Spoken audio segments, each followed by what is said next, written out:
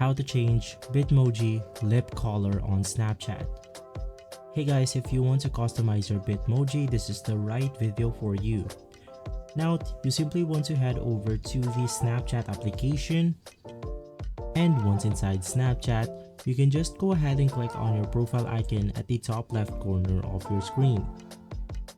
Once inside, you can just go ahead and click on the hanger icon above your Bitmoji right here.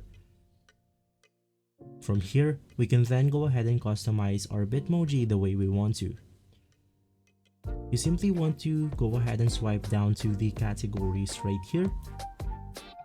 And just at the end of our Bitmoji, you can then go ahead and see a lipstick icon. Now unfortunately, that specific option is not yet available on my Snapchat, but right after clicking on the lipstick icon, you should be able to change your lips color on your Snapchat.